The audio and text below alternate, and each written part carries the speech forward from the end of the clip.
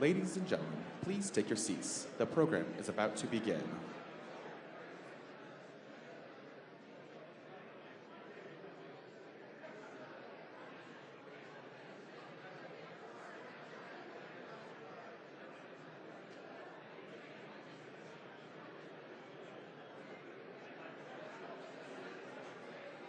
Ladies and gentlemen, please welcome the President of the United States, Donald J. Trump. And I'm proud to be an American, where at least I know I'm free. And I won't forget the men who died, who gave that right to me. And I gladly stand up next to you and defend her still today. 'Cause there ain't no doubt I love this land. God bless the USA.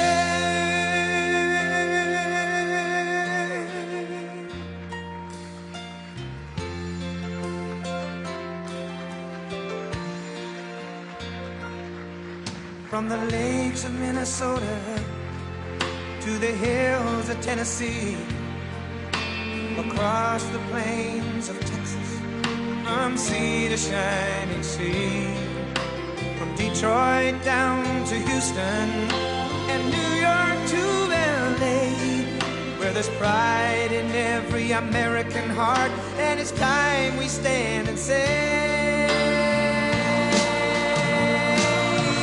that I'm proud to be an American, where at least I know I'm free.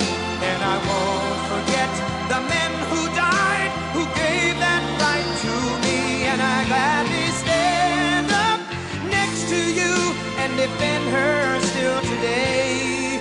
'Cause there ain't no doubt I love this land. God bless the USA.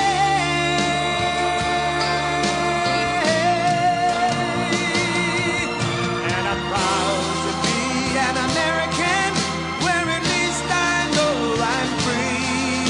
And I won't forget the men who died, who gave that right to me. And I gladly stand up next to you and defend her still today. 'Cause there ain't no doubt I love this land. God bless the USA.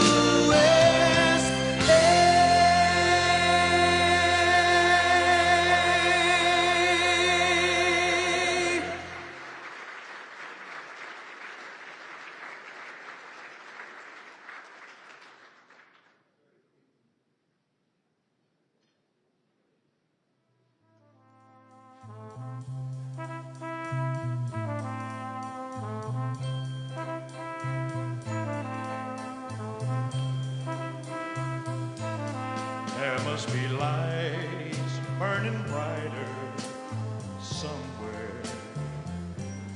Got to be birds flying higher in a sky more blue. If I can dream of a better land where all my brothers walk hand in hand, tell me why. Oh, why can't my dream come true? Oh, why? There must be peace and understanding sometime. Strong winds of promise that will blow away the doubt and fear. If I can dream of a warmer sun where hope keeps shining on everyone, tell me why. Oh, why won't that sun appear?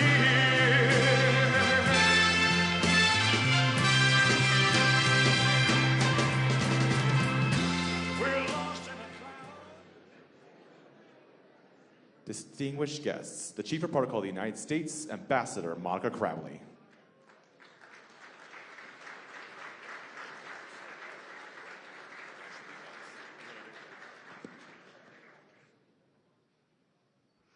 Well, good evening, Mr. President. It's such an honor to be here with you tonight.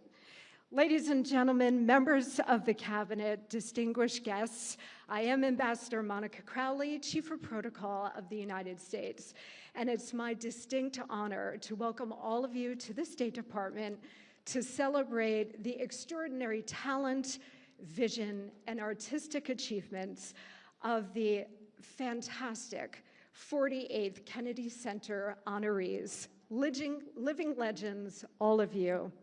We gather tonight in the magnificent Benjamin Franklin Room, which is one of our most distinctive venues for diplomatic and ceremonial events. And we are so delighted tonight to share it all here with you on this very special occasion. We have a terrific program for you, so just please relax, enjoy the show. And it is now my honor to welcome to the stage our spectacular Secretary of State, Marco Rubio, and our fantastic President of the Kennedy Center, Ambassador Rick Grinnell.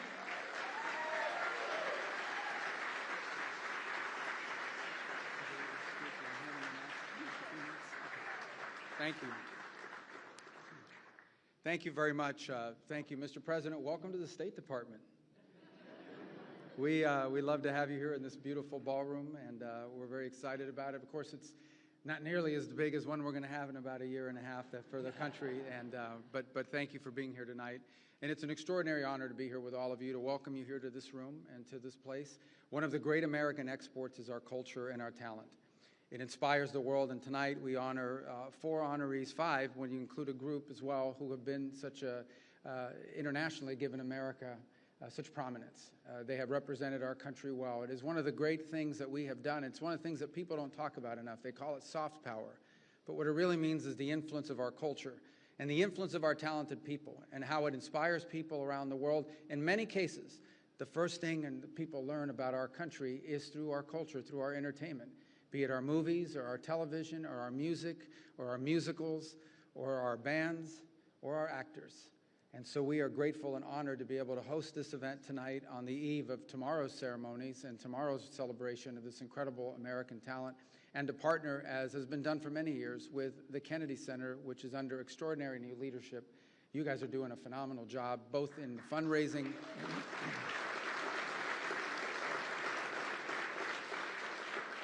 and it's something the President, as Ambassador Grinnell will tell you shortly, has really made a priority, and that is to restore it to a place of greatness, where the beauty of American culture, where things that are exhibited to the world, and obviously here in the city as well.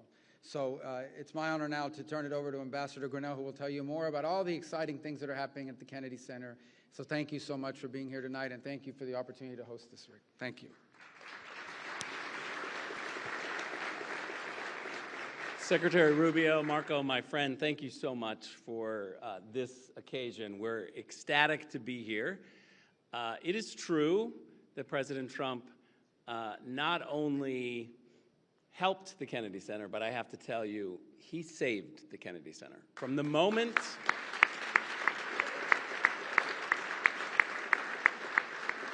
I arrived and the finances were a mess, despite whatever the media says, I promise you, we had no money in the bank. We were paying staff with debt reserves. It was awful. And on top of that, the deferred maintenance was criminal over the years. I brought President Trump over. I showed him. He's an expert on building, if you don't know that. And immediately said, what do you think? What are we supposed to do with this? Are we supposed to pour more money into this? And I said, sir, I got to be honest with you. Our engineers, our building people have said, this is so far past, we need to tear it down and start over. And the president said, nah, I can give you some money. And he left the Kennedy Center. By the time he got back to the White House, he had called Lindsey Graham and Russ Voigt, and he said, I'm going to give $250 million to save the Kennedy Center, and it's going to be in the big, beautiful bill. And that's exactly what he did. He delivered, and he saved the Kennedy Center.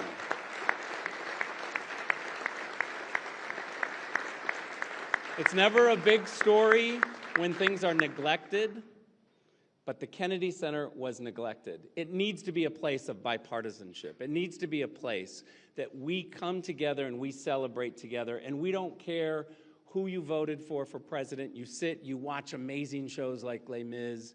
We have totally turned the place around because President Trump said from the beginning, change the programming to common sense programming that everybody wants, and corporations will come. Mr. President, it's exactly what happened, and I'm here to tell you we have the biggest haul we've ever made for the Kennedy Center Honors. We just brought in $23 million for the Kennedy Center Honors tomorrow night. That is almost double what they did last year, and that is all because people want to come. President Trump makes it a priority, and he is the one who gave us the vision to change the programming, raise the money, bring in the corporate dollars. Now, I have to be honest with you, I'm really thankful that Delta, Boeing, and CBS are here because you are our top donors. Thank you for all of your work.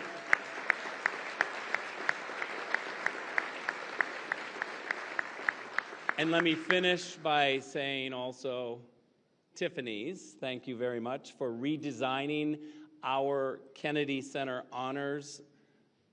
And if you haven't seen them yet, you're about to. They're spectacular. And this is the first year that Tiffany's decided to step in. And we want to thank Tiffany's for the beautiful medals, awards that they have given us. So thank you very much. Enjoy the evening.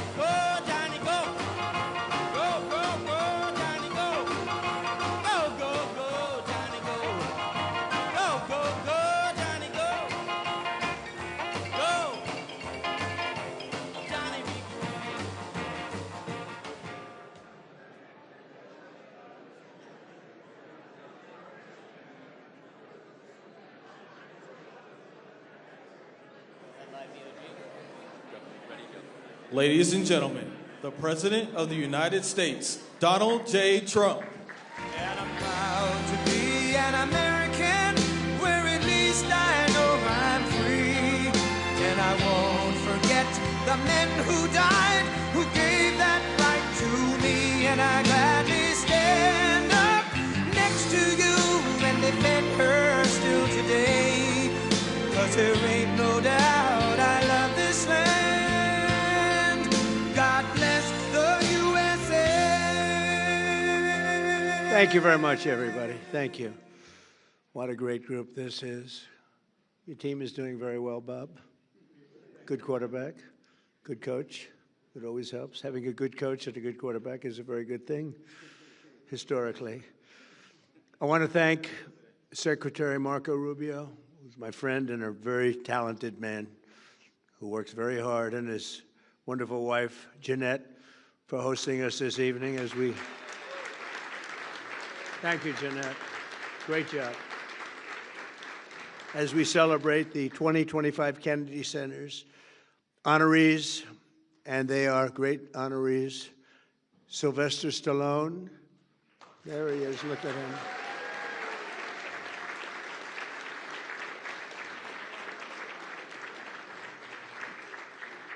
He got stuck in traffic, but he made it. He wasn't going to miss this under any.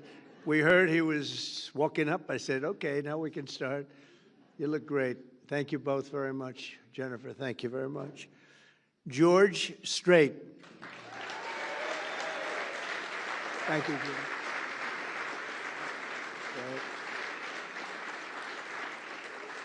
King of Country. That's great. Gloria Gaynor. Gloria.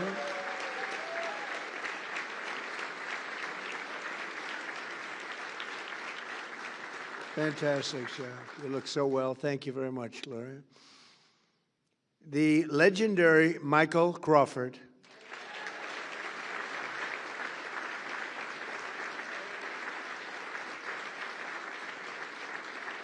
Thank you, Michael.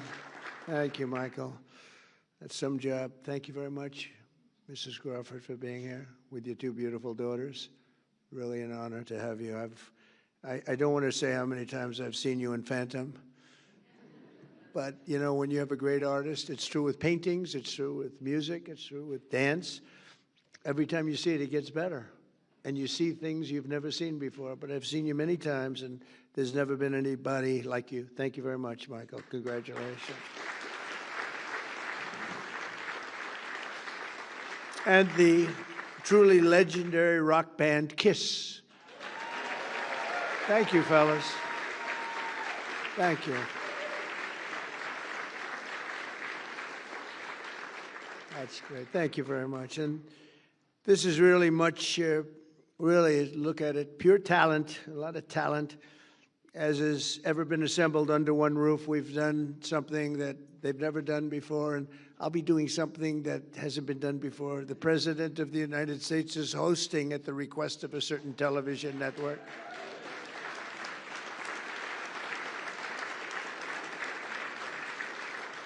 And I'm doing it because I feel it's very important that we all get out and do something. And if that can make a difference, that's tremendous. But we have such wonderful people, and I don't mind doing it.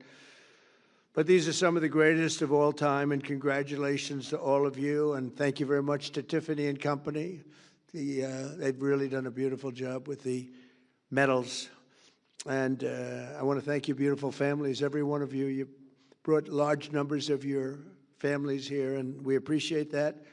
And they appreciate you, I can tell you. A very special thanks as well to our terrific Kennedy Center Board of Trustees, along with Executive Director Rick Grinnell. The Board of Trustees has been amazing. It's got to be the hottest board, or I don't know, the Supreme Court is pretty hot. I always say the Supreme Court, the U.S. Senate, the NFL Owners Committee, I think that's pretty good too. But I think the board of the Kennedy Center is turning out to be, we have so many people that want to get on. I have so many enemies now because they want to be on the board, and I'm sort of saying you can't have it. Can't get any more. But Rick, you've been fantastic, and Ambassador Sergio Gore, who's now going to India. Good luck. We may never see you again. 1.5 billion people. Think of that. 1.5 billion. Can you handle that, Sergio? I think you can. You can handle anything. But you're going to be dealing with a very special leader, as you know, a friend of mine, and you're going to do very well. He's very happy that you're going to be the ambassador, so good luck. You're going to be making your journey in 2 weeks. Good luck. I may never see him again. It's very sad. Also, I want to thank Secretaries Howard Lutnick, Doug Burgum, FCC Chairman Brendan Carr, my daughter Tiffany and her wonderful husband Michael, and so many other distinguished guests. We have so many people here, senators. We have other secretaries, and I'm just seeing some of you in the crowd. You are a good-looking crowd. I also want to thank everyone here tonight who's so generously supported our effort to restore and revitalize the Kennedy Center. It was in rough shape to a lesser extent, but the White House was in rough shape. You know, we're bringing the White House back room by room, and they sort of laugh when they say, well, the Lincoln bedroom, we had to fix it up. It wasn't looking too good, but we fixed it up, leaving it the way it was, but fixed up. It's in tippy-top shape. You know, I always used to say, tippy, it's got to be tippy-top. But you had a lot of other presidents that weren't into that. I've always been into it.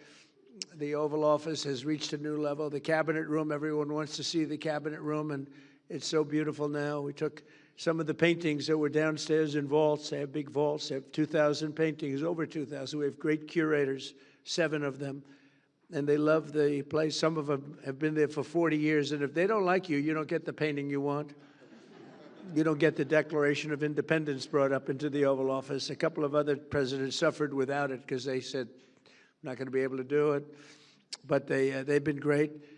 But we have tremendous artwork being brought up and has been brought up from the vault. So it was sitting for 100 years, 150 years downstairs under the White House, and now we have it on walls throughout the building. And those walls, before we put them up, we make sure those walls are in perfect shape.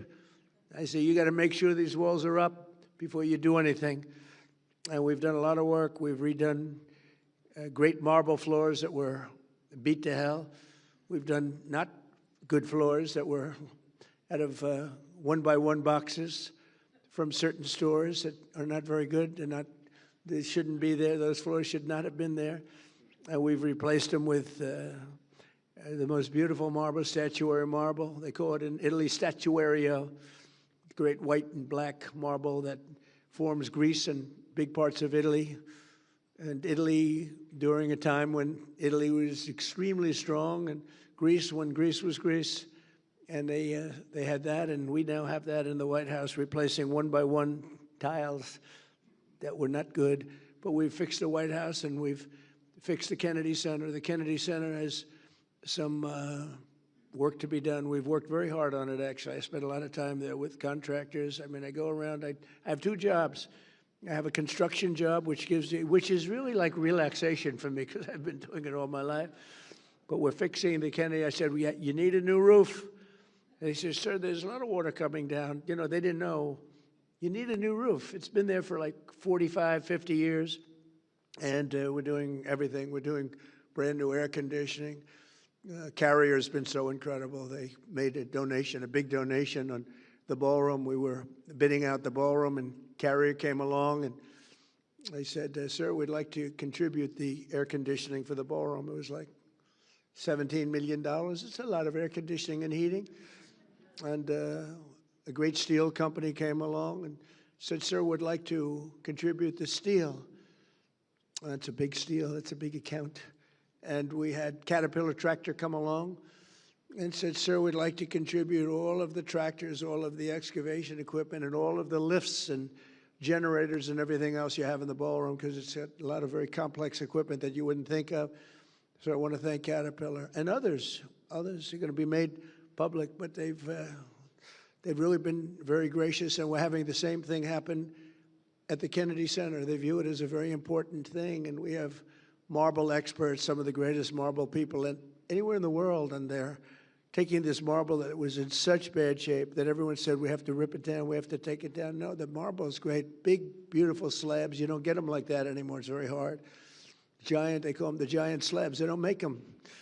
But with tender, loving care, and I always say, remember, if you take 1/100th of an inch off the top of the marble, you have brand new marble. People don't know that. They see the marble and they say, oh, the marble's stained or the marble's gone.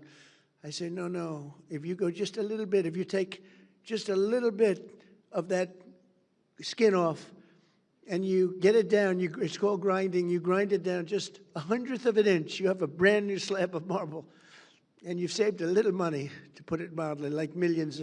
The marble job was going to cost $59 million. They thought we had to take all the marble off the building and replace the marble with new marble. It was going to cost we had prices from 59 to 75 million. I think I'm going to spend $1 million to have it made beautiful.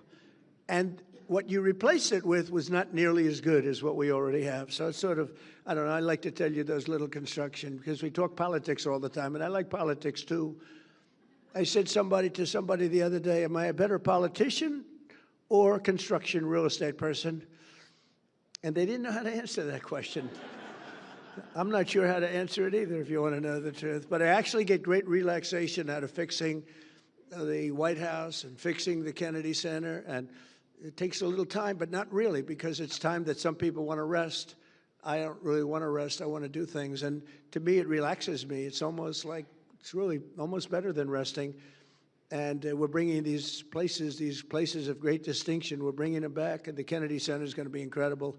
Within 10 months, I mean, you're going to see, we've already done tremendous amounts of work, but within 10 months, you're going to see something that you'll really be amazed at. You know, one of the things with the Kennedy Center, because this is really honoring that tonight, but the sound is great.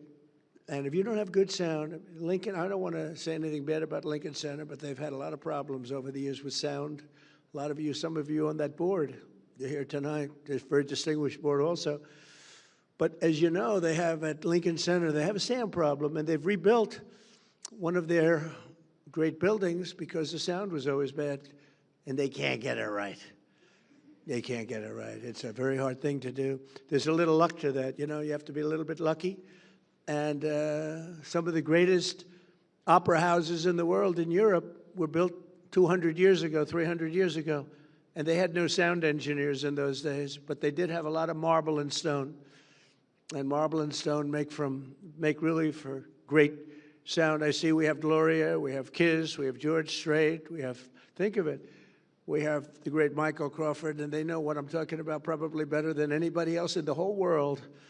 But it's sound is a big deal, and if you don't have it in a building, you pretty much never have it. They rebuild it. They spend millions and millions of dollars. They take it apart. They put up new walls. They put up new seats. They put up new everything, and they open it up, and it's a disaster. And the one thing with Kennedy Center, they have great sound. They've always been known to have great sound. And we're putting up large slabs of marble in a couple of the great halls. And it's already, we did some testing. It's made it, as good as it is, it's made it even better. Marble can do that. So we've reviewed everything you have to review and reversed the decline of this cherished institution. And the Kennedy Center was really, boy, the money they spent over the years. They spent so much money, and you couldn't see where the money was spent. We're still trying to find out where did they spend all that money.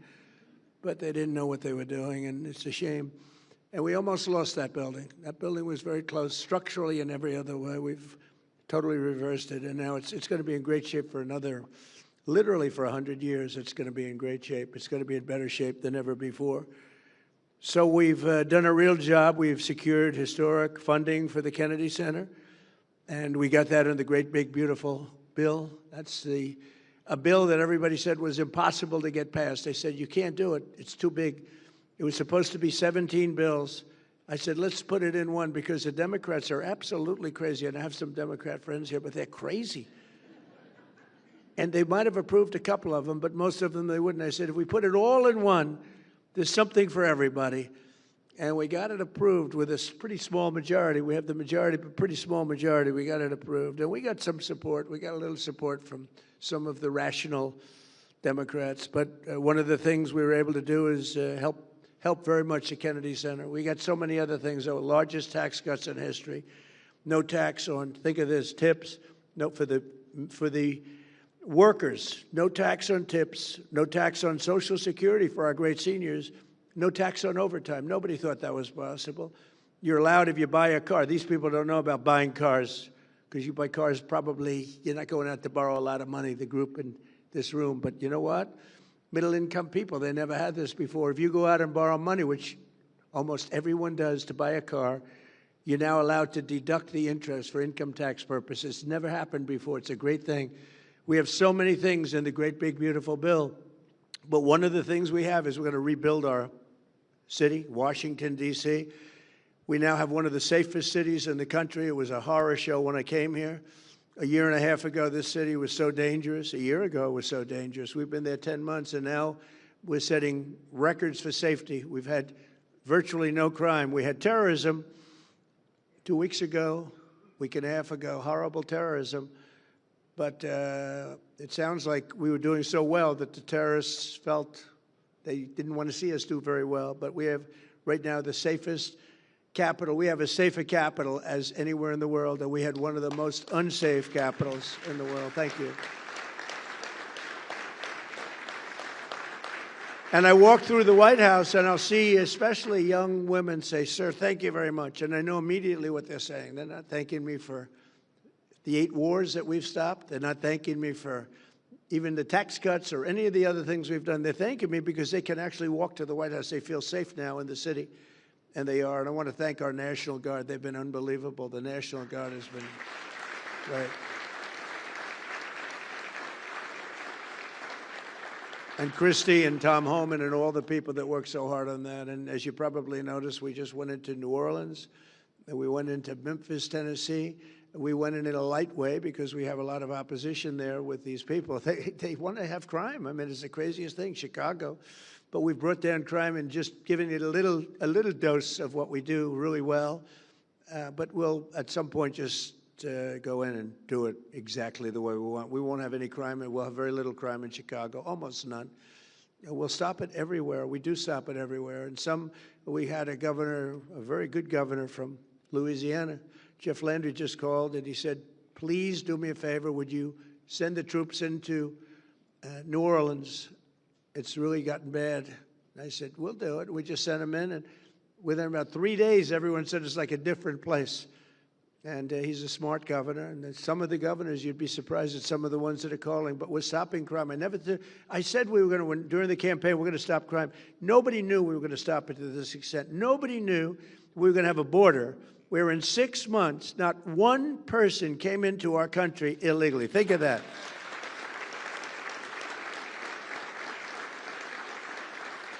So we went from the worst border where millions and millions, 25 million people over the course of the 4 years came into our country, many from prisons and gang members, drug dealers, mental institutions. They came into our country, getting them out, have to get them out.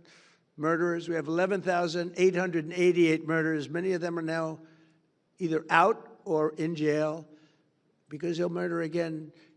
More than 50% of those people murdered more than one person. But we took a very strong stand, and people are really liking it. And by the way, drugs coming into our country by sea, down 94%. Okay, down 94%. And I'm trying to figure out who the other 6% is because, frankly, I think they are they got to be the bravest people. Who are the 6% that are still trying to come in? But down 94%. And we're going to start that same process on land because we know every route, we know every house, we know where they live, we know everything about them. They killed 300,000 people last year. And that's like a war. That's like a terrible war. Not going to let it happen. So we're doing a job that nobody else could do. But we're building this institution back to what it should be and the nation's premier venue for the arts, and we're going to see that because D.C. is now a safe place. People want to be here. The restaurants are opening. You know, if you go back a year, nobody wanted to go to restaurants. They lost 40% of their restaurants. They closed. They had no business. And the restaurants that were open were doing no business, and people felt unsafe, even sitting, waiting for a meal. People would come in and do bad things. We don't have that anymore. And now restaurants are open. You can't even get into a restaurant now in Washington, D.C. It's a beautiful thing to watch. And we're showcasing our country.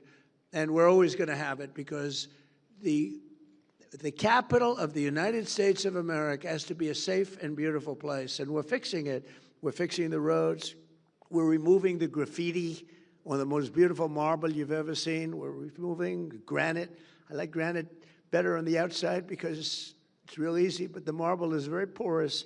During the Biden administration, they sprayed a lot of red paint on a lot of white marble, and you still see it, you know. They worked real hard to get it off, but it goes down deep. It's a disgrace what they were allowed to do. It was also a disgrace that they allowed millions of people into our country illegally, and people that were not people that we want to have. They weren't people that could love our country. We want people coming into our country that can love our country. So the generosity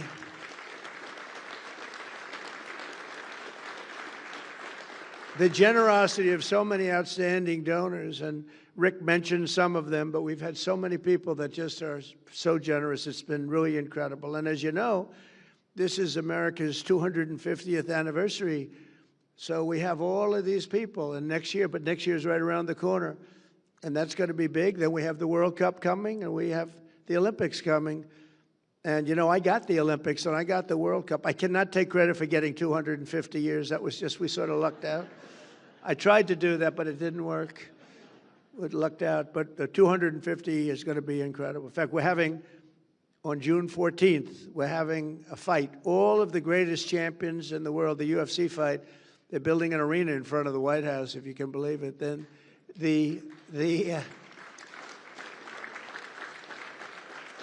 like 6,000 seats, and then they're going to build it for the fight. They're going to have the greatest champions of the world coming, and they're going to have over 100,000 people out. They're putting screens all over certain parts of Washington so everyone can see it. I don't think there'll be anything like it. It'll be on a Sunday night, June 14th. Flag Day happens to be my birthday, but I didn't do it for that reason. Just it actually, sir, we like the June 14th date. I said, you know, it's my birthday. They didn't know it, but they picked it. But it's, I'll take a little heat on that, but it's not that. But I will tell you, that's going to be some. Everyone's asking me for tickets for the UFC. But it's going to be great. They're going to have the greatest champions in the world all fighting that night. The great Dana White does a great job, and he wanted to do it. And the White House will be the background of the fight. There'll never be anything like this. There has never been, and there never will be anything like that. But a few hours ago, I had the tremendous privilege of presenting the 2025 Kennedy Center honorees with their medallions, their beautiful medallions from Tiffany, right in the Oval Office. And we thought we'd do it here. We thought we'd do it at different places and maybe pick the one that we like the best. And we said, no, that hits so well. And the Oval Office, right, Michael? The Oval Office, he said it. I've never seen anything like this. There's something about the Oval Office that's special. It's really just special. Even in its poorer state, it was still the Oval Office. And we appreciate it, and we have great respect. So many things happened in the Oval Office. And they got to see the beautiful cabinet room, which we've brought back to life like it should be. Beautiful. It's a beautiful room, and it's really a beautiful room once again. Actually, more beautiful than it ever was. It was never like this. But the American people are proud of our country. We're proud of our beautiful White House, and we're proud of our beautiful Kennedy Center. And now you have it at the top of the line. The lives they've led, these wonderful people that are here tonight, the legacies that they forged have become integral part of Americans' priceless cultural heritage. All of the people that we honor tonight are such beautiful words. I mean, you're priceless. It's a cultural heritage that you've created, each of you in a very different way, most of you in a very different form, catering to different people, frankly. But you add it up, and it's 100% of our population. Each of them has given us treasures that will be passed down to every future generation. And I don't think you even appreciate what you've done. I don't think you really appreciate your greatness. Decades and even centuries from now, people will still watch and admire the films of Sylvester Stallone. There's nobody else can do those films. Nobody can do it.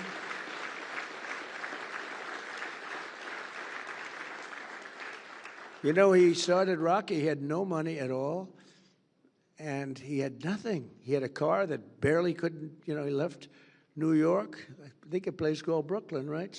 Brooklyn, good place. A lot of good people come out of Brooklyn. But he got that car to just get him there, and he stayed in his car, and he slept, and he wrote this script called Rocky, along with about 20,000 other people. Everybody writes a boxing script, right? But for some reason, they loved it. And Sly didn't have 10 cents, had nothing. And they offered him, like, a lot of money. They offered him, I think, $500,000, some number that he never even thought was even possible. And he said, no, I don't want it. I want to make sure that you're casting the right person to play the role. And they said, well, we have stars. And they brought in stars. But the stars didn't have good bodies. They were flabby. They were not really boxers. And Sly would look at some of these guys, big names. He was intimidated in one way, but in the other way, he said, that guy can't play the role. And we won't say the names of the people, but they're really top actors. And for some reason, here's a guy that had no contacts, no anything, but they loved this. One studio in particular loved this script, and they were going crazy over it. And they brought in the top people, and Sly said, let me see your box. And they just have a guy, and he said, he can't play the role. He had a lot of flab around the upper chest area. It's supposed to be solid like a rock. And then they brought in another one. And finally, they looked at Sly. They said, "Oh, man, you're in good shape. You think you could play the role?" He said, "I'll play the role. I'm not going to let somebody else play it." And he was actually willing. He thought they'd have somebody, but he said, "That's not a boxer. That's not a fighter. These are good movie stars. Keep their shirt on, but they're good movie stars. But they're not fighters, right?" And he took that role, and the rest is history. The rest is history.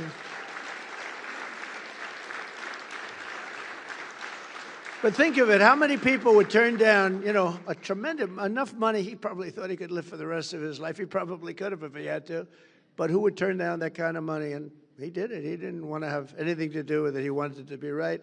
And who would then think of it as, isn't it just about the largest grossing movie? It's like, there's never been anything like it. Rocky, the whole Rocky series, it's been incredible. And then you had a little thing called Rambo. I loved Rambo, Sly, I'll tell you. I loved Rambo. I got to watch Rambo one time. I said, I wonder what this is all about. I went to a movie theater a long time ago when I used to go to movie theaters. I'd like to go again. I loved them. I loved the popcorn. And it was Rambo. I knew nothing about it, but I liked Sly. So I said, let's go see it. After about 4 minutes, they said, this movie is great. Rambo, I think Rambo gave Rocky a little run, too, if you want to know the truth. Loved it. We loved all of them. But really, a legend, and each of the people that are being honored, they're treasures that really will be passed down to future generations, decades and centuries from now. People are going to be looking at your work. They're going to be seeing every one of you. Your work is so incredible. And they'll be thrilling to the performances of Sly and the performances, it's all on tape, of the great Michael Crawford and Phantom. It's all on tape, thank goodness for tape. Because if you couldn't see him, if you would miss that, if you wouldn't see Michael Crawford, the way he moved, the voice was magnificent, but the way he moved and the hands, the whole thing, it's just, there'll never be anything like it. But we have it on tape from every different angle, so guess what? You're lucky. There are a lot of great people that they've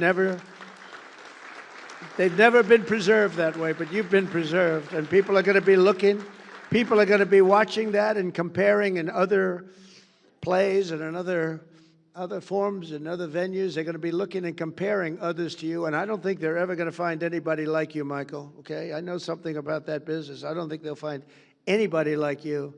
The look, the movement, the whole deal, and then the voice, right? The voice, that beautiful voice. And they'll still know the unforgettable songs of George and Gloria and Paul, Gene, Peter, and the late, great Ace Frehley, who's represented by his daughter, and she was crying she was crying. And all that meant to me is one thing, she loved her father, right? She loved her father.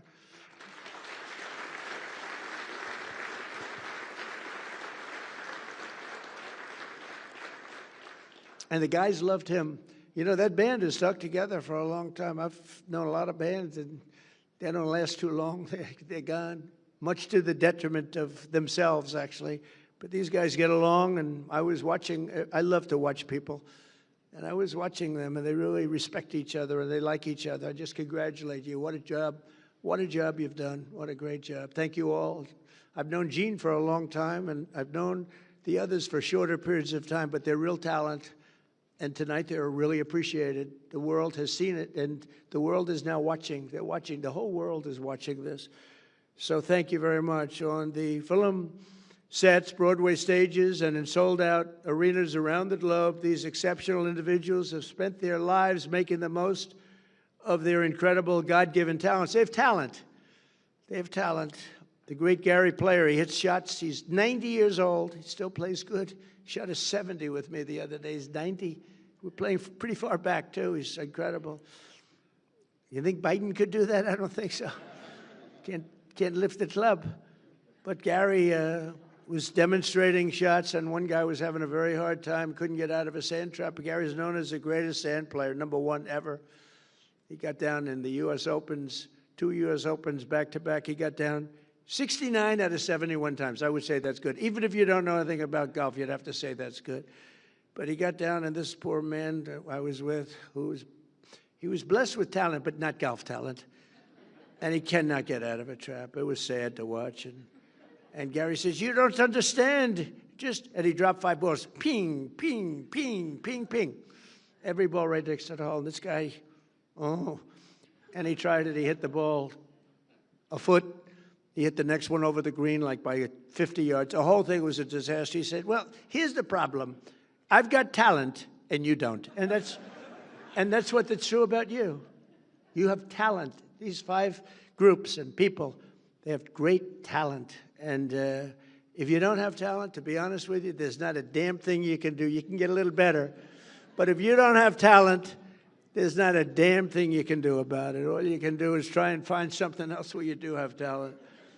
But I just want to thank that, you shared these gifts, because you're really sharing a great gift with the world. And maybe tonight more so than any time in your career you've shared tonight, because tonight the whole world is focused on you. I want to celebrate all of this together, and tomorrow we pay tribute to them magnificently, and they're going to see something really special, and it's so great to have this at the Kennedy Center. I want to thank, as you know, FIFA for the award they gave me, but more importantly for choosing the Kennedy Center. We had over 1 billion people watching they were choosing the teams, which team is playing the next team, and you can imagine the thrill. But Johnny, who's the commissioner, he's a fantastic guy. I guess you have to say he's like the biggest guy in sports, Bob. He's big. He's saying we have 58 Super Bowls. I don't know if that's true, but let's say we have a few of them. But they have a lot of matches, and it's all taking place here. Don't forget, when I made that deal during my first term, and then I made the deal for the Olympics, and I said, man, it's so bad, because they were made 6 years away. So I said, I won't be president. And then I got screwed, and I said, let's do it again, and I did it again. We did great the second time, unbelievable. We won by a lot. But the third time, we won by 10 million votes. But it was a COVID year. A lot of things happened, and a very crooked election, a lot of crooked people. But I said, we got to do it again. That's why we never give up. These people have never given up. They don't give up. Bob Kraft never gave up. Did you ever give up, Bob? I don't think so. Bob Kraft, have you ever given up, Bob? Look at him. He had a lousy team last year. He didn't know what to do. And now he's leading the NFL again. I'm sure your other owners are extremely happy for you, though, Bob, right? They're thrilled. They're just thrilled. But no, people don't give up. The real winners need the talent, but don't ever give up. But as chairman of the Kennedy Center, as president of the United States, and as a true fan of each of these incredible celebrities, but great performers, much more than a celebrity. You're much more than a celebrity. It gives me tremendous pleasure to congratulate them once again and say thank you for your incredible career. Thank you for gracing us with this wisdom and this genius that you have. That's what it is, every one of them. And the First Lady, who you saw yesterday and you're going to see again tomorrow, we're going to be having a good time. She congratulates everybody. She's focused on Christmas decorations at the White House, where she's done a great job. And actually, the press has treated us very good. The first year, the trees were white and beautiful, and the media said, why white? So I said, listen, do something that's more known. So the next year, we did green. And they said, why aren't you doing white? We like the white better. The next year, we did red. We got killed with the red. But so we went through 4 years of that stuff. Nobody does it better. And this year, it's just so good that they actually said the White House looks phenomenal when you add up all of the other things that we've done to it. I tell people, for the first 4 years, I was the hunted. So I didn't have a lot of time to fix up the floors, to redo the Lincoln bathroom. I took a little heat. It was the worst job. It was done in many years ago. It was done during, actually, the Truman administration with very cheap green tile. That was in Lincoln. Now we have it done in beautiful, beautiful paradisial marble. It's all book matched and so beautiful. And people said, oh, why is he wasting time? That's not wasting time. That's saving our heritage. Many, many things like that. It's saving the heritage of this country, and it's so important.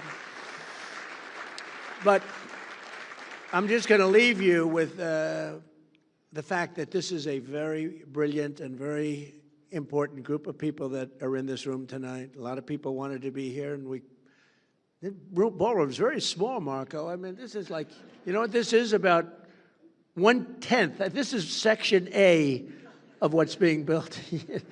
This is like a little corner, but it is beautiful. And I have to say this: Marco Rubio is a great Secretary of State.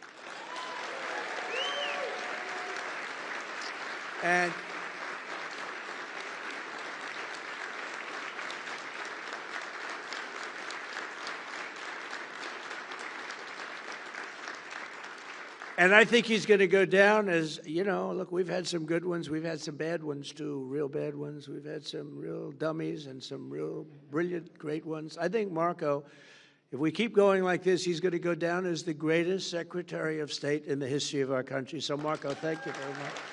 Thank you very much. And I just want to thank everybody. It's a very special journey that we're on. It's a beautiful journey, and we're beautifying our country. We're strengthening our country. We're respected again as a country. We're so respected now, like never before. And whether it's Europe, Japan, I mean, every one of them, they have tremendous respect. They used to laugh at us not long ago. A year and a half ago, they were laughing at us, and they're not laughing anymore. They respect us like they've never done before. Thank you very much, everybody, for being here. It's a great honor to have you. Thank you very much. Thank you.